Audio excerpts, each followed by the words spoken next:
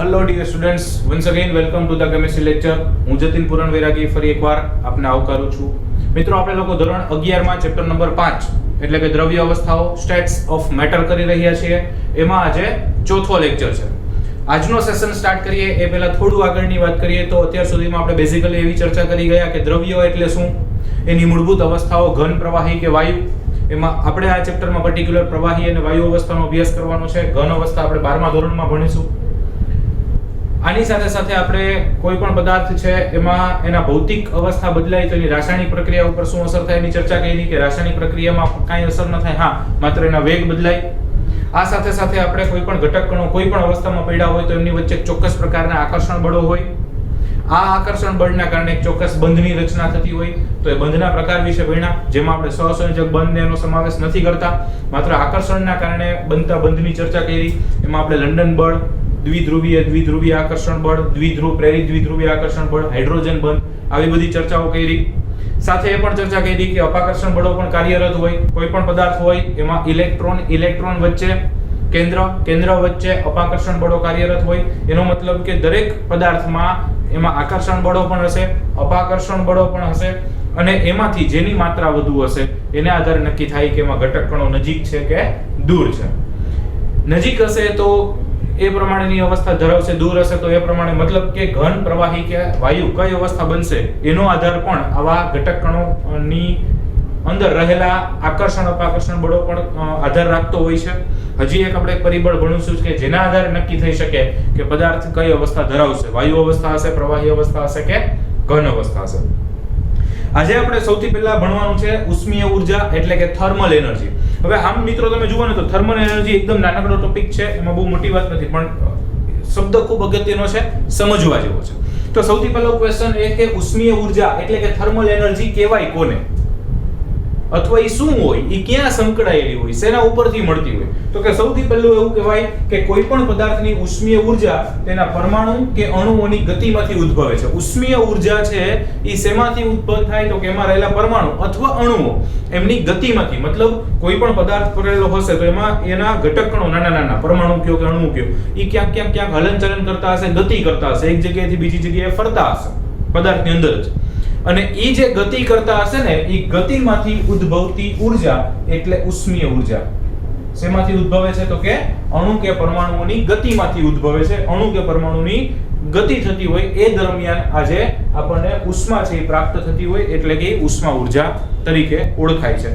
ઉષ્મા સાથે સંકળાયેલી ઊર્જા, થર્મલ સાથે સંકળાયેલી એનર્જી એટલે થર્મલ એનર્જી કહીએ. અચ્છા, શેની સાથે સમપ્રમાણ હોય તો કે ચોખ્ખી વાત છે, મેં કીધું ઉષ્મા એટલે તાપમાન, બરાબર છે. તો તે પદાર્થના તાપમાનના સમપ્રમાણમાં હોય છે, મતલબ કે કેવું તાપમાન છે પદાર્થનું, ઊંચું તાપમાન છે, નીચું તાપમાન છે, એના ઉપરથી નક્કી થશે કે એની ઉષ્મીય ઊર્જા ઊંચી છે કે નીચી છે, અથવા તેની ઉષ્મીય ઊર્જા વધુ છે કે ઓછી છે. એનો મતલબ કે તાપમાનના સમપ્રમાણમાં છે. તાપમાન વધુ હશે તો ઉષ્મીય ઊર્જા પણ વધુ હશે, તાપમાન ઓછું હશે તો ઉષ્મીય ઊર્જા પણ ઓછી હશે. એનો મતલબ કે તાપમાન ઉપર આધારિત છે કે ઉષ્મીય ઊર્જાનું મૂલ્ય કેટલું હશે. એટલે આ પણ એક તમે જોઈ શકો કે આમાંથી પણ એક સરસ મજાનો MCQ બની શકે જો બનાવવો હોય તો, રાઈટ. એના પછી છે દ્રવ્યના કણોની સરેરાશ ગતિજ ઊર્જાનું માપ છે.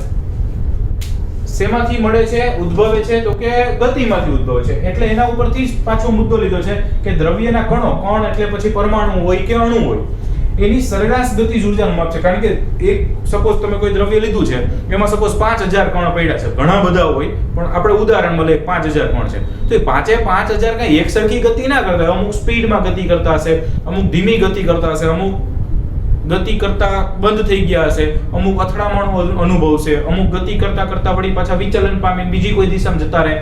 તો એમાંથી આપણને દરેકની કંઈક અલગ ગતિ, અને એના કારણે આજે આપણે ઉષ્મીય ઊર્જા લઈ છીએ એ શું કરી લીધું આપણે તો કે સરેરાશ ગતિજ ઊર્જાનું માપ કાઢી લીધું.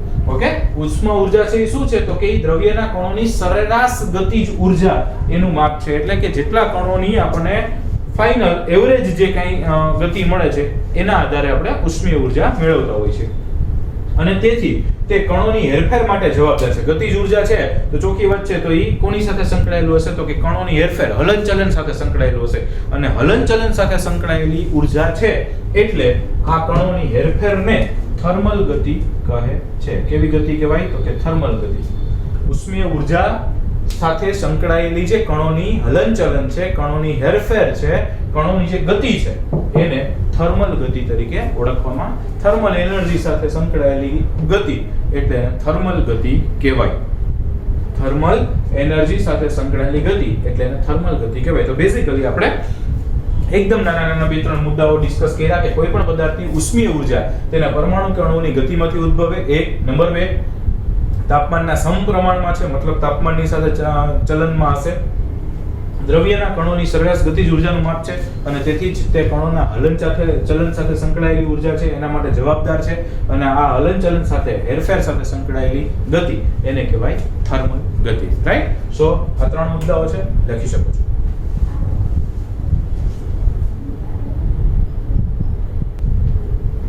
ઓકે મિત્રો, નેક્સ્ટ છે આંતર આણ્વીય બળો વિરુદ્ધ ઉષ્મીય પારસ્પરિક ક્રિયાઓ. બે ટર્મ્સ સમજવાની છે અહીંયા. એક આંતર આણ્વીય બળ અને બીજું છે ઉષ્મીય પારસ્પરિક ક્રિયાઓ. ઈ કે સર બધું સાચું પણ આમાં વિરુદ્ધ શબ્દ કેમ લખ્યો છે? તો કે ઈ બેયની આપણે કમ્પેરિઝન કરાવવાની છે. ઈ બે એકબીજાથી ઓપોઝિટ ટેન્ડન્સી ધરાવે છે, એકબીજાથી ઓપોઝિટ એમનું વલણ છે.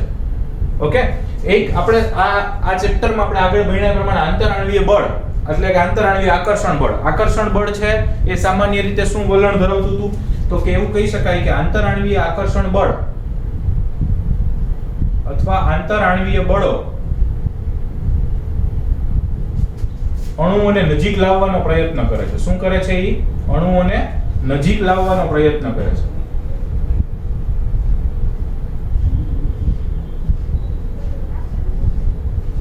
જ્યારે ઉષ્મીય પારસ્પરિક ક્રિયા એટલે આની એક્ઝેક્ટ આગળનો ટોપિક હમણાં જ કર્યો નાનો એવો ટોપિક. તો એ ઉષ્મીય પારસ્પરિક ક્રિયાઓ એટલે કે ઉષ્મીય ઊર્જા હવે એક્ચ્યુઅલી તાપમાન સાથે સંકળાયેલી છે. ઈ ઉષ્મીય પારસ્પરિક ક્રિયાઓ શું કરે? તો કે ઈ તો અણુઓને એકબીજાથી દૂર લઈ જાય એટલે કે દૂર લઈ જવાનું કાર્ય કરે છે. ઉષ્મીય પારસ્પરિક ક્રિયાઓ શું કામ કરશે? તો કે ઉષ્મીય પારસ્પરિક ક્રિયાઓ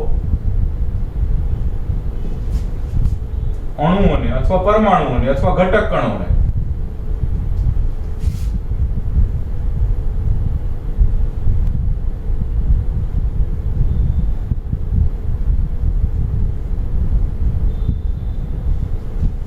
આંતરઆણ્વીય બળો અણુઓને નજીક લાવવાનો પ્રયત્ન કરે છે. આ નજીક લાવવાનો પ્રયત્ન કરે છે અને આ દૂર લઈ જવાનો પ્રયત્ન કરે છે. એટલે કે બેયની ગુણવત્તા, બેયની ગુણ કેવા છે? તો કે અલગ છે. એક નજીક લાવવાનો પ્રયત્ન કરે છે, એક દૂર લઈ જવાનો પ્રયત્ન કરે છે. તો એટલે આપણે એમને વિરુદ્ધ કીધું કે ભાઈ આના વિરુદ્ધ આની આપણે ચર્ચા કરવી છે. તો બેઝિકલી કે કોઈ પણ પદાર્થ હશે એમાં ઘટક કણો હશે તો એ ઘટક કણોમાં આંતરઆણ્વીય બળો પણ કાર્યરત હશે તો કે ચોખ્ખી વાત છે. એમાં ઉષ્મીય પારસ્પરિક ક્રિયાઓ પણ થતી હશે તો કે એ પણ ચોખ્ખી વાત છે. એનો મતલબ કે એમાં અમુક આ જે આકર્ષક ક્રિયાઓ છે, આંતરઆણ્વીય બળો છે, ઈ ઘટક કણોને નજીક લાવતા હશે અને આ દૂર લઈ જતા. આપણી લાઈફમાં એવું હોય, અમુક લોકો આપણને ફાયદા માટે ઉપર લાવવાનો પ્રયત્ન કરતા હોય, અમુક લોકો આપણને નીચે લઈ જવાનો પ્રયત્ન કરતા હોય. રાઈટ? અમુક લોકો આપણને મળ્યો, અમુક આપણા ફ્રેન્ડ્સ હોય તો એ આપણને મોટિવેટ કરીને આપણને અથવા એ પોતે એવા માર્ક્સ સરસ લાવતા હોય, મહેનત કરતા હોય તો એ શું કરે? આપણને ઉપર લાવવાનો પ્રયત્ન કરે. અમુક એવા હોય ગોયરું કે ભણ્યા જ છે યાર, બરાબર, તો એ શું કરતા હોય? નીચે લાવવાનો પ્રયત્ન કરે અને બેય પ્રયત્નો ચાલુ જ હોય. તો પ્રશ્ન એ છે કે આપણા ઉપર અમુક ફ્રેન્ડ્સ આપણને ઉપર લઈ જવાનો પ્રયત્ન કરે છે, અમુક નીચે લાવવાનો પ્રયત્ન કરે છે. તો આપણે ઉપર જશું કે નીચે જશું? તો કે એ આપણે ડિસાઈડ કરવાનું છે. એટલે કે ઈ લોકોમાંથી ઉપર લઈ જવા વાળા લોકો છે એની સંખ્યા વધારે છે કે નીચે લઈ જવા વાળાની સંખ્યા વધારે છે? ઉપર લઈ જાય તમને જે મોટિવેટ કરે, પોતે એક તમારા રોલ મોડલ બને, ના મારો ભાઈબંધ માર્ક લાવે છે, મારો ફ્રેન્ડ માર્ક લાવે છે, મારા આવવા જોઈએ, ઈ જો પ્રબળ હશે તો તમે ઉપર જાશો. અને ભણ્યા જ છે એવું કહેવા વાળા જો ઈ પ્રબળ હશે, ઈ પ્રબળ હોય જોરદાર, તો ઈ આપણને શું કરશે? નીચે લાવશે. ટૂંકમાં ઈ આપણે ઉપર જશું નીચે જશું ઈ ઓલા બેયની પ્રબળતા ઉપર આધાર રાખે. ઉપર વાળો પ્રબળ હકીકત એવું નહીં, આ તો કેમિસ્ટ્રીમાં લાગુ પડે, બાકી હકીકત તો આપણા મનની પ્રબળતા ઉપર આધાર રાખે. આપણે શું વિચારીએ છીએ? ફોરગેટ. લોકો શું વિચારે છે એ આપણે વિચાર નથી કરવો. આપણે શું વિચારીએ છીએ? ઉપર જવું છે, નીચે આવવું છે. રાઈટ? તો એવી જ રીતે અહીંયા આગળ થોડી અલગ કોન્સેપ્ટ લાગુ પડશે. લાઈફ સાથે સાંકળી તો શકાય પણ થોડો અલગ કે ભાઈ એ ફાઇનલી નજીક આવશે દૂર જશે? તો કે જો નજીક લાવવા વાળા પ્રબળ હશે તો નજીક આવશે, દૂર લઈ જવા વાળા પ્રબળ હશે તો દૂર જશે. અને ફાઇનલી એ નજીક આવશે કે દૂર આવશે એના ઉપરથી નક્કી થશે કે પદાર્થની અવસ્થા કઈ છે. ઓકે,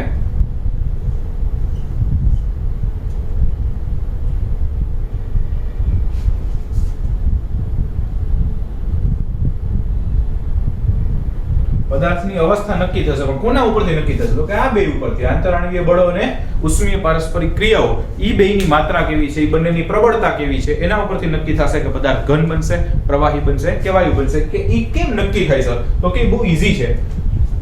જેમ કે ઘનથી પ્રવાહીથી વાયુ તરફ જાવ ને ભાઈ, ઘનથી પ્રવાહીથી વાયુ તરફ જાવ તો કે એમાં, અચ્છા તમે વિચારો આમાં ઘનથી પ્રવાહીથી વાયુ જવું છે ને આપણે, અચ્છા ઘનથી પ્રવાહીથી વાયુ જવું છે એટલે કે આ ડાયરેક્શનમાં સપોઝ આપણે જવું છે, તો વિચારો આમાં વાયુમાં વધારે શું હોય? આંતરાણવીય બળો વધુ હોય કે ઉષ્મીય પારસ્પરિક ક્રિયા વધુ હોય? તો કે વાયુ એટલે તમે આમ બંધારણ વિચારો ને તો ઘટક કણો દૂર આટા મારતા હોય, એવું આપણે પહેલા ચેપ્ટરમાં ચર્ચા કરી છે. ઘટક કણો એકદમ દૂર હોય, કોઈ પ્રકારના ચોક્કસ આકર્ષણ બળો ના હોય, તો એની વચ્ચે એકચ્યુઅલી એ દૂર જવું છે, દૂર લઈ જવાનો પ્રયત્ન કોણ કરે? તો ઉષ્મીય પારસ્પરિક ક્રિયાઓ. એનો મતલબ કે વાયુમાં ઉષ્મીય પારસ્પરિક ક્રિયાઓ વધુ હોય ને તો એ વાયુ બને, અને જેમાં આ આંતરાણવીય બળો મેક્સિમમ હોય એ ઘન બને, અને થોડાક ઓછા હોય એ પ્રવાહી બને. ઓકે, પણ સૌથી વધારે ઉષ્મીય પારસ્પરિક ક્રિયા વધુ હોય એ વાયુ બનશે. તો આપણે વાયુ તરફ જ જવું છે, એનો મતલબ કે આપણે સિમ્પલી એવું કહી શકીએ કે ઉષ્મીય પારસ્પરિક ક્રિયાઓ વધે.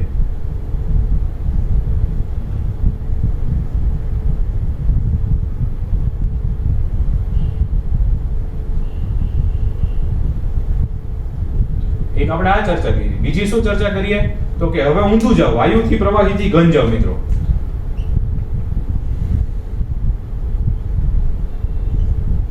વાયુથી પ્રવાહીથી ઘન તરફ જાવ, અને વાયુથી પ્રવાહીથી ઘન તરફ જશો તો એમાં શું થશે? તો કે એમાં આપણે ઘન બાજુ જવું છે. ઘન એટલે નજીક આવવું, નજીક લાવવાનો પ્રયત્ન કોણ કરે? તો કે આંતરાણવીય બળ. એટલે એમાં તમે કહી શકો કે આંતરાણવીય બળ વધે છે.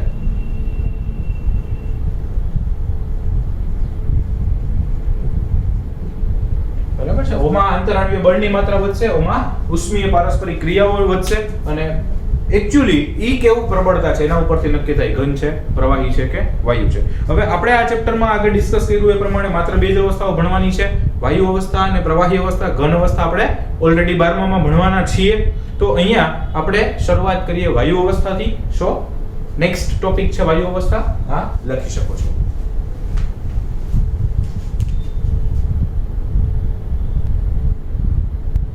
ઓકે ફ્રેન્ડ્સ, નેક્સ્ટ છે વાયુ અવસ્થા. એટલે આપણે જે મૂળ ટોપિકમાં આવવાના હતા, ધીમે ધીમે એની ટર્મિનોલોજી સમજતા ફાઇનલી હવે આપણે અવસ્થા ઉપર, આપણી જે ચેપ્ટરનું ટાઇટલ છે દ્રવ્યની અવસ્થાઓ, તો અવસ્થામાં આપણે બે અવસ્થા ભણવાની છે, વાયુ અવસ્થા અને પ્રવાહી અવસ્થા. તો એમાંથી પહેલું આપણે સ્ટાર્ટ કરીએ વાયુ અવસ્થા, એટલે કે ગેસિયસ સ્ટેટ. હવે વાયુ અવસ્થાની ચર્ચા કરીએ તો બેઝિકલી આમ તમે જોવા જાવ તો વાયુમાં શું ભણવાનું હોય? તમે બહુ સિમ્પલ વિચાર કરો કે વાયુ એટલે ક્યાં હોય, કેમ હોય, શું હોય? તો કે અરે એમાં વાયુ વિશે તો કોઈ ચર્ચાની જરૂર જ નથી, કારણ કે આપણે ઓલવેઝ રહીએ છીએ જ વાયુમાં. અત્યારે આપણી મારી આજુબાજુ તમે જુઓ તો બધે વાયુ જ છે, દેખાય નહીં તોય જોવાનું કહું છું. ઓકે, તમારી આજુબાજુમાં તમે જુઓ તો વાયુ જ હશે. તો આપણે આખો દિવસ 24/7 લાઈફ ટાઈમ સતત વાતાવરણથી ઘેરાયેલા છે, વાયુઓની વચ્ચે જ રહીએ છીએ. એમાં પણ આપણે આજુબાજુનું જે આ આવરણ છે એને આપણે વાતાવરણ તરીકે ઓળખીએ છીએ. એમાં પણ આપણે જ્યાં વસવાટ કરીએ છીએ, જે સજીવ તરીકે આપણે રહીએ છીએ, એ વાતાવરણનું સૌથી નીચેનું સ્તર એટલે કે ટ્રોપોસ્ફિયર તરીકે ઓળખાય છે. એટલે પૃથ્વી ઉપરથી ચાલુ થાય કે જેમાં સજીવોનું મેક્સિમમ અસ્તિત્વ રહે, એ ટ્રોપોસ્ફિયર તરીકે ઓળખાય. અને એમાં ઈ એકચ્યુઅલી શેનું બનેલું? તો કે વાયુનું જ બનેલું એક આવરણ છે, જે આપણી રક્ષા પણ કરે છે, આપણા જીવન માટે, આપણા અસ્તિત્વ માટે એ ખૂબ જ અગત્યનું છે. એનો મતલબ કે એમાંથી આપણને જીવન જરૂરિયાત ઘણી બધી વસ્તુઓ આવા વાયુઓ છે એ મળી રહેશે. આ સિવાય અમુક વાયુઓ છે એ ડાયરેક્ટ જે પૃથ્વી ઉપર ડાયરેક્ટ યુવી રેઝ આવે છે, જે બરાબર છે, તો એ યુવી રેઝ સામે આપણને રક્ષણ આપે છે. અને એનાથી લઈ ટૂંકમાં એનું એક આખું આપણી ઉપર પડ રચાય, સ્તર રચાયેલું છે એવું કહી શકાય, લેયર બનેલું છે, અને એ લેયર છે આપણું પ્રોટેક્શન કરે છે. એટલે વાયુઓ છે એ આપણા માટે ખૂબ જ અગત્યના છે. અને આમ પણ આપણને ખબર જ છે કે ભાઈ એ તો બધા વાયુની વાત થાય, પણ બેઝિકલી જોવા જાય તો ઓક્સિજન વાયુ આપણે શ્વાસમાં લઈએ છીએ, કાર્બન ડાયોક્સાઇડ આપણે બહાર કાઢીએ છીએ, તો એ પણ આપણા માટે ખૂબ જ અગત્યના છે. ઓક્સિજન લેવા માટે જરૂરી છે, અને કાર્બન ડાયોક્સાઇડ પાછો બહાર નીકળવો જોઈએ, તો એ બંને પણ આપણા માટે અગત્યના વાયુઓ છે. તો આપણે આજુબાજુમાં જે રહીએ છીએ, જે ટ્રોપોસ્ફિયર જે આપણે કીધું છે, એમાં બેઝિકલી કાર્બન ડાયોક્સાઇડ છે, પાણીની બાષ્પ છે, આ સિવાય નાઇટ્રોજન મતલબ N2 હશે, O2 હશે, N2 O2 CO2 H2O gaseous આ બધા જ પ્રકારના વાયુઓ આ ટ્રોપોસ્ફિયરમાં મેક્સિમમ એમાઉન્ટમાં આપણને મળતા હોય છે, રાઈટ? કયા O2 N2 O2 એટલે ડાયોક્સિજન, N2 એટલે ડાયનાઇટ્રોજન, CO2 એટલે કાર્બન ડાયોક્સાઇડ અને પાણીની બહાર એટલે H2O ગેસિયસ અથવા H2O વેપર. તો આ બધા વાયુઓથી ઘેરાયેલું એક પળ કે જેમાં આપણે સતત રહીએ છીએ, આપણે અસ્તિત્વ ધરાવીએ છીએ, એ પણ એક વાયુની જ ચર્ચા છે. અને આ બધા વાયુઓ આપણને એક યા બીજી રીતે ઘણી બધી રીતે અસર કરતા હોય. એની આપણા લાઈફમાં પ્રેક્ટિકલી પણ અમુક ઇન્સિડન્ટ્સ બનતા હોય છે જે આપણને ખબર નથી કે વાયુના ગુણધર્મને કારણે છે. એટલે આપણે અહીંયા વાયુ અવસ્થાની બેઝિક ડિટેલ ચર્ચા કરવાની છે અને લગતા અમુક નિયમો પણ ભણશું, એની લાક્ષણિકતાઓ પણ ભણશું. પણ અત્યારે તમે સામાન્ય રીતે હું જે વાયુની વાત કરી રહ્યો છું, એટલે અત્યારે મેં એમ કીધું મારી આજુબાજુમાં વાયુ હશે, તમારી આજુબાજુમાં વાયુ હશે, તો એ તો કેવું થયું, આપણે એવું કોઈ ચોક્કસ તાપમાન મેન્ટેન નથી કર્યું, એવું કોઈ ચોક્કસ દબાણ મેન્ટેન નથી કર્યું, એ તો સામાન્ય તાપમાન અને સામાન્ય દબાણ છે. તો સૌથી પહેલા આપણે ચર્ચા કરીએ કે સામાન્ય તાપમાન અને સામાન્ય દબાણ.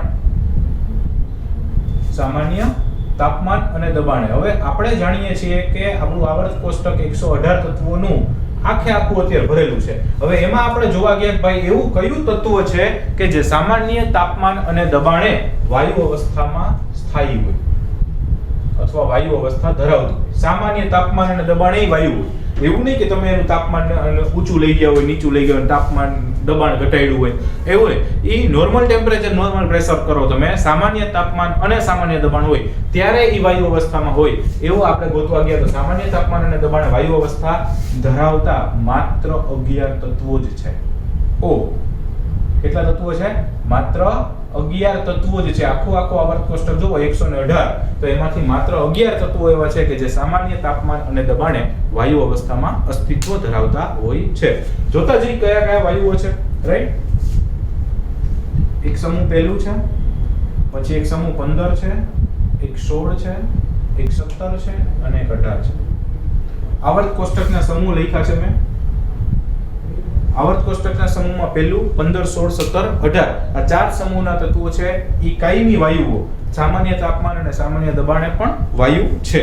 ઓકે, હવે એમાં જોવા જઈએ તો સમૂહ 1 માં કયા તત્વો છે? તો કે એનું એક હાઇડ્રોજન તત્વ છે, ઈ એક જ સામાન્ય તાપમાન અને દબાણે વાયુ છે, રાઈટ? આ સિવાય જોવા જાવ તો સમૂહ 18 માં જોવા જાવ તો હિલિયમ, નિયોન, ક્રિપ્ટોન, ઝેનોન, એક ભૂલાઈ ગયું છે, helium, neon, argon, krypton, xenon અને રેડોન.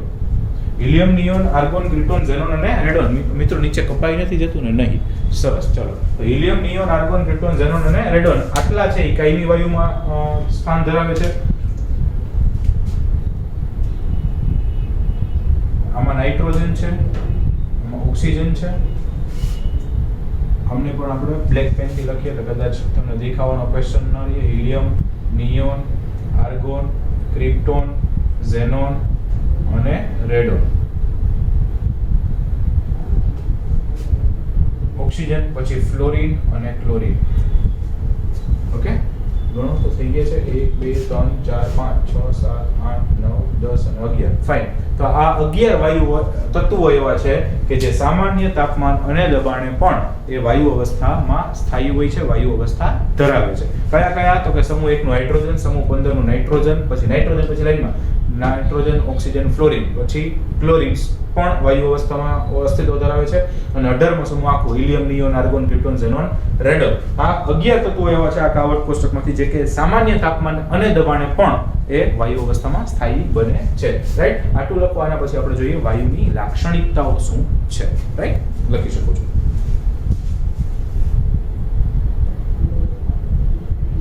ઓકે મિત્રો, નેક્સ્ટ આપણો ટોપિક છે વાયુમય અવસ્થાની લાક્ષણિકતાઓ. એટલે કે વાયુમય અવસ્થા, વાયુ અવસ્થામાં જે અસ્તિત્વ ધરાવે છે એ કેવા લક્ષણો ધરાવતા અથવા વાયુની પોતાની કઈ લાક્ષણિકતાઓ છે એની ચર્ચા કરીએ. આમાંથી અમુક લાક્ષણિકતાઓ આપણે ઓલરેડી પહેલા ચેપ્ટરમાં ભણી ગયા છીએ. ઓકે, એટલે એનું રિવિઝન જ આવશે ખાલી. તો સૌથી પહેલું તો વાયુઓ ખૂબ જ સંકોચનીય છે. સંકોચનીય છે એટલે કમ્પ્રેસિવ છે. તમે એને કમ્પ્રેસ કરી શકો છો. એટલે કે કોઈ પણ વાયુ ભરી અને એના ઉપર જો બાહ્ય દબાણ લાગુ પાડવામાં આવે તો વાયુના દબાણ આપતા એના કદમાં ઘણો બધો ઘટાડો થઈ શકે. એટલે કે સપોઝ 5 લીટરના પાત્રમાં વાયુ પ્રસરેલો હોય અને તમે દબાણ આપી અને 1 લીટરના પાત્રમાં ભરવું હોય તો ભરી શકો છો. એનો મતલબ કે વાયુઓ ખૂબ જ સંકોચનીય છે. એના પર દબાણની મેક્સિમમ અસર થાય. શું કામ થાય છે? તો કે તમે પહેલા ચેપ્ટરમાં આપણે ભણ્યા તે પ્રમાણે આકૃતિ યાદ કરો તો વાયુમાંના ઘટક કણો છે એ કંઈક આવા હોય. વાયુમાંના ઘટક કણો કેવા હોય તો કે એકદમ છૂટા છવાયેલા આટા મારતા હોય, એમની વચ્ચે કોઈ ચોક્કસ આકર્ષણ કે એવું કંઈ હોતું નથી. આંતરઆણવીય અવકાશ એટલે અણુઓ વચ્ચેની જગ્યા. આંતરઆણવીય અવકાશ એટલે કે અણુઓ વચ્ચેની જગ્યા મહત્તમ હોય છે અને એટલે આમને આપણે દબાણ લાગુ પાડીએ તો એ એકબીજાની નજીક આવી શકશે. એટલે કે વાયુઓ છે એનો સંકોચનીયતાનો ગુણધર્મ મહત્તમ હોય છે, એટલે કે એ સંકોચન ધરાવે છે, સંકોચન પામી શકે છે. બીજું છે વાયુઓ બધી જ દિશાઓમાં સરખું દબાણ ધરાવે છે. વાયુ બધી જ દિશામાં સરખું દબાણ ધરાવે એટલે શું? તો કે દાખલા તરીકે તમે કોઈ એક રૂમમાં બેઠા છો અને એમાં બધી જ બારી, દરવાજા, પંખો, એસી બધું જ બંધ કરી દો. કોઈ જ બાહ્ય પવન અથવા એક નાનકડો તિરાડમાંથી કે હોલમાંથી પણ પવન ના આવી શકે એવું એકદમ પેક રૂમ હોય કે જેમાં બહારથી કોઈ હવા આવતી જ નથી, અંદર આપણે પંખા બધું બંધ રાખ્યું છે. એમાં તમે આખા રૂમનું સેન્ટર કાઢી વચ્ચોવચ્ચ એક સ્પ્રેની બોટલ રાખી દો, અત્તરની શીશી અથવા ખુલ્લી મૂકી દો અથવા અગરબત્તી કરી અને મૂકી દો, તો રૂમના કયા ખૂણામાં સુગંધ વધુ આવશે? તો કે રૂમના કયા ખૂણામાં સુગંધ વધુ આવે તો એ તો વચ્ચોવચ્ચ મૂકી છે આપણે સેન્ટરમાં રૂમના, તો એ તો ચોખ્ખી વાત છે. રૂમના દરેક ખૂણે એક સરખી જ સ્મેલ આવશે, રૂમના દરેક ખૂણે એક સરખી જ સુગંધ આવશે. અને એવું શું કામ થાય છે? તો કે એવું એટલા માટે થાય છે કે વાયુઓ કોઈ પણ જાતના બાહ્ય દબાણ વગર બધી જ દિશામાં સરખું, એટલે કે વચ્ચોવચ્ચ આપણે જે અત્તરની શીશી મૂકી છે અથવા અગરબત્તી મૂકી છે એમાંથી જે વાયુ નીકળે છે, જે સુગંધી વાયુ, એ દરેક દિશામાં એક સરખો પ્રસરે છે અને દરેક દિશામાં એક સરખો પ્રસરે છે એટલે દરેક દિશામાં એક સરખી સુગંધ આવે છે. હા, કોઈ પવન બાહ્ય હોય ને એક બાજુ આમ પવન હોય તો પવનની દિશામાં સુગંધ વધુ આવે, કારણ કે જો બાહ્ય બળ લાગ્યું પવનનું અને બાહ્ય પવનની હાજરીમાં એ એક જ દિશામાં વધુ ગતિ કરી શકે. પરંતુ આપણે એવું કાંઈ નથી, એક આદર્શ પરિસ્થિતિ લઈ લીધી, બાહ્ય કોઈ અવાજ નથી લાગતી, બાહ્ય દબાણ જ નથી, કશું જ નથી, તો કે તો વાયુ બધી જ દિશામાં એક સરખું પ્રસરણ પામે છે, બધી જ ડાયરેક્શનમાં એક સરખું પ્રસરણ પામશે. Fine, okay. નેક્સ્ટ મુદ્દો છે વાયુઓને ઘન અને પ્રવાહી કરતા ઘણી ઓછી ઘનતા હોય છે. ઘનતા ઓછી હોય છે એનું રીઝન કઈ રીતે સમજી શકાય? તો કે સૌથી પહેલા ઘનતા, density. So what is density? Okay, ઘનતાનું સૂત્ર શું છે? તો કે ઘનતાનું સૂત્ર આપણે જાણીએ છીએ એ પ્રમાણે ઘનતા બરાબર દળના છેદમાં કદ છે. ઘનતા શું છે મિત્રો? દળના છેદમાં કદ છે. એટલે કે એકમ કદમાં રહેલો દળ એટલે દ્રવ્યનો જથ્થો, એકમ કદમાં રહેલા દ્રવ્યના જથ્થાને ઘનતા કહેવાય. એકમ કદમાં રહેલા દ્રવ્યના જથ્થાને ઘનતા કહેવાય. તો ઘન હશે તો એમાં ઘટક કણો નજીક હશે, તો એમાં એકમ કદમાં રહેલા ઘટક કણો તો કે વધુ હશે. પ્રવાહી છે એમાં તો થોડા છૂટા હશે, તો એમાં એકમ કદમાં રહેલા કણો થોડા ઓછા હશે. અને વાયુમાં તો ઘટક કણો છૂટા પ્રસરેલા છે, તો એમાં એકમ કદમાં રહેલા ઘટક કણો ખૂબ દૂર હશે. એટલે કે એકમ કદમાં રહેલા ઘટક કણો આમાં નજીક હોય તો ઝાઝા સમાશે, નજીક હોય તો ઝાઝા સમાશે, થોડા દૂર હોય તો થોડા ઓછા સમાશે, અને વાયુ હોય તો ખૂબ ઓછા સમાશે. કારણ કે એકમ કદ લ્યો તો આમાં ઝાઝા સમાન, આમાં એના કરતા. એટલે કે એકમ કદમાં રહેલો દ્રવ્યનો જથ્થો ઓછી હોય અને એને તો આપણે શું કહીએ? ઘનતા. એટલે કે ઘનમાં એકમ કદમાં દ્રવ્યનો જથ્થો વધુ હોય, પ્રવાહીમાં પણ વાયુ કરતા એકમ કદમાં રહેલા દ્રવ્યનો જથ્થો વધુ હોય, પરંતુ વાયુમાં એકમ કદમાં રહેલો દ્રવ્યનો જથ્થો ન્યૂનતમ હોય, ઓછામાં ઓછો હોય. એટલે કે એની ઘનતા પણ કેવી હોય? તો કે ઓછી હોય છે. રાઈટ? ઓકે, નેક્સ્ટ મુદ્દો છે વાયુના કદ અને આકાર નિશ્ચિત નથી. આપણે એમ કહીએ કે ભાઈ આ આકારનો અથવા આ કદનો વાયુ છે એવું ના હોય, તો એના આકાર અને કદ કેવા હોય? ચોક્કસ ના હોય તો કેવા હોય? તો કે that depends on the vessel, કયા પાત્રમાં એમને ભરવામાં આવે છે એના ઉપરથી નક્કી થાય. એને તમે ચોરસ પાત્રમાં ભરો તો એ ચોરસ આકાર ધારણ કરે, અને ગોળ પાત્રમાં ભરો તો ગોળ, સિલિન્ડ્રિકલ બનાવો સિલિન્ડર, એને જે પાત્રમાં ભરવામાં આવે એવો આકાર ધારણ કરે અને એ પાછું આખા પાત્રમાં પ્રસરી જાય. દાખલા તરીકે તમારી પાસે વાયુ 1 લીટર જ હોય અને 1 લીટર અથવા 1 કિલો હોય, એને તમે 1 લીટરના પાત્રમાં ભરો તોય હાલે. એને તમે 2 લીટરના પાત્રમાં, વાયુ 1 જ લીટર છે પણ એને તમે ભરો 2 લીટરના પાત્રમાં, તોય આખા 2 લીટરના પાત્રમાં પ્રસરી ગયો હોય. તમે એને 10 લીટરના પાત્રમાં ભરો 1 લીટર વાયુને, તોય આખા 10 લીટરના પાત્રમાં પ્રસરી જાય. જે પાત્રમાં ભરવામાં આવે આખા પાત્રમાં પ્રસરી જાય છે. એટલે કોઈ નિશ્ચિત કદ અને ચોક્કસ આકાર હોતા નથી. વાયુઓ એકબીજામાં કોઈ પણ જાતની યાંત્રિક મદદ વગર એક સરખી રીતે અને બધા જ પ્રમાણમાં સંપૂર્ણ રીતે મિશ્ર થાય છે. તમે કોઈ પણ બે વાયુઓને ભેગા કરો, મિક્સ કરો, એક પાત્રમાં તમે એક વાયુ નાખો, બીજો વાયુ નાખો, બીજું કાંઈ જ ના કરો, બાહ્ય યાંત્રિક મદદ બીજું કાંઈ નથી કરવાનું. આપણે બાહ્ય કોઈ પણ પરિબળો નથી લગાડવાના, ખાલી ભેગા કરવાના છે. તો પણ એ એક સરખી રીતે અને બધા જ પ્રમાણમાં સંપૂર્ણ રીતે મિશ્ર થઈ જાય. એટલે કે સપોઝ હું તમને એમ કહું કે આ કોઈ એક વાયુ છે, આ એના ઘટક કણો છે, અને બીજો વાયુ બ્લેક કલરનો છે, એના ઘટક કણો છે. ઓકે, તો એની અંદર તમે જોવા જશો તો કે એની અંદર તમે જોવા જશો તો આ બેયને હવે એક જ પાત્રમાં સપોઝ આપણે ભેગા કરી દઈએ. ઓકે, પાત્ર થોડું વીઆઈપી જેવું છે, એક જ પાત્રમાં સરખા ભેગા કરી દઈએ તો કે તો આમાં સપોઝ ભેગા કરતા આવું બનશે કે ઈ બધા જ પ્રમાણમાં સંપૂર્ણ રીતે મિશ્ર થાય છે એક સરખી રીતે. તો એવું નહીં કે અમુક ઘટક કણો ભેગા થશે ને અમુક નહીં થાય, અમુક આવ ભેગા જ નહીં થાય, એવું નહીં, એક સરખી રીતે. તમે આમાં જોવા જાવ તો એવું નહીં કે ભાઈ આ વાયુ છે, અડધા બ્લુ ડોટ છે, અડધા બ્લેક છે. ઇટ મીન્સ કે કમ્પ્લીટ મિસિબલ થાય છે, એકબીજામાં સંપૂર્ણ રીતે મિશ્ર થાય છે. એવું એને કઈ અભિમાન નહીં કે આપણે ભેગું ન થવું, એ વિચાર એકદમ આપણી તમારા મારા જેવા સરળ માણસો છે. ઓકે, તો એકબીજામાં કોઈ પણ જાતની યાંત્રિક મદદ વગર એક સરખી રીતે બધા જ પ્રમાણમાં આખો બધો વાયુ મિક્સ થઈ જાય, એવું કંઈ ના હોય. ઓકે, તો વાયુઓ ખૂબ જ સંકોચનીય હોય, સંકોચન અનુભવી. એનું કારણ આપ્યું કે એમાં ઘટક કણો દૂર દૂર રહેલા હોય, તો એમાં તમે બાહ્ય દબાણ હેઠળ એમના ઘટક કણોને નજીક લાવી શકશો. બીજું છે વાયુઓ બધી જ દિશામાં એક સરખું દબાણ ધરાવે, એટલે કે તમે વચ્ચોવચ્ચ કોઈ પણ વાયુને ખુલ્લો રાખશો તો એ બધી જ દિશામાં એક સરખું પ્રસરણ ધરાવશે. વાયુઓને ઘન અને પ્રવાહી કરતા ઘણી ઓછી ઘનતા હોય છે, એટલે કે ઘન પદાર્થની ઘનતા વધુ હોય, પ્રવાહીની એના કરતા ઓછી હોય, અને વાયુ પદાર્થની ઘનતા એના કરતા પણ ઓછી હોય છે. વાયુના કદ અને આકાર નિશ્ચિત નથી, જે પાત્રમાં ભરવામાં આવે તેવા કદ અને આકાર પ્રાપ્ત કરે છે. જે પાત્રમાં ભરો એવો આકાર ધારણ કરે, એવડું જ કદ ધારણ કરે, અને એકબીજામાં કોઈ પણ જાતની યાંત્રિક મદદ વગર સંપૂર્ણ રીતે મિક્સ થાય છે. તો આ બધી શું થઈ તો કે વાયુની લાક્ષણિકતા થઈ. આ સિવાય વાયુ અને આના આધારે જ આપણે વાયુના અગત્યના ગુણધર્મો કહી શકાય એવા દબાણ છે, કદ છે, તાપમાન છે અને દળ છે. દબાણ, કદ, તાપમાન અને દળ, આ બધા સાથે એ ખૂબ અગત્યતા ધરાવે છે કે ભાઈ એનું દબાણ કેટલું છે, એ કેટલા તાપમાને રહેલો છે, એનું દળ કેટલું છે, એ કેટલા કદના પાત્રમાં ભરેલો છે. આ બધા જ પરિબળો એને ખૂબ જ અસર કરે છે, અને આ બધા પરિબળોને એકબીજા સાથે સાંકળતા જાઓ એટલે વાયુના અલગ અલગ નિયમો મળતા જાય. આ જે પરિબળ મેં કીધા દબાણ, કદ, તાપમાન અને દળ, આમને એકબીજા સાથે કનેક્શનમાં લો, કનેક્ટ કરો એટલે આપણને નવા નવા વાયુના નિયમો મળતા જાય. અને વાયુ અવસ્થાની આપણે જે અભ્યાસ કરવાનો છે એ અભ્યાસ આ નિયમોને આધારે જ આપણે કરશું. તો વાયુના નિયમો આપણે નેક્સ્ટ લેક્ચરથી ભણશું. આજ માટે આટલું, બાકીનું નેક્સ્ટ ટાઈમ. Thank you.